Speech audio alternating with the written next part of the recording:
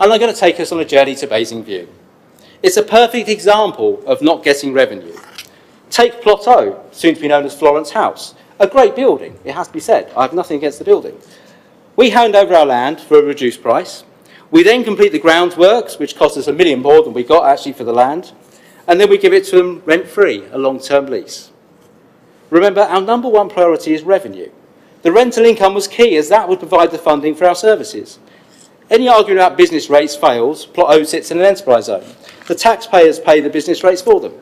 Now, that plot is quite small. As a rough estimate, we can look at all the rental incomes in Basingstoke and we can form a view of what the rental income should have been and what the lease should have been.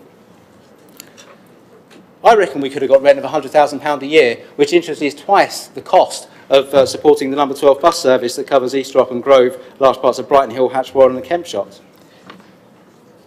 If you look at the value of the land and the potential rent we could have got, we gave away £27 million. Of course, it got worse with the hotel. And I'm going to help Councillor Isaac out because he can work how I got to my figures. We've looked at other properties in the area. £8 million for the lease would not have been unreasonable, and £330,000 a year rent for a site of that size and the location it is also would have been reasonable. So that's a potential £88 million. We spent £500,000. So we've lost £88 million. Remember, we engaged consultants who advised us there was no business case for a business hotel. Basingstoke Chamber of Commerce made it clear that hotel capacity was not a barrier for growth.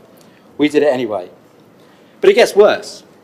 Not only did we give land away, not only did we give rental income away, not only did we subsidise buildings, a bit of research doesn't take long to find out at least 3 buildings in Basingstoke are owned by companies based on the British Virgin Islands. So the taxpayer is subsidising businesses that then avoid paying tax.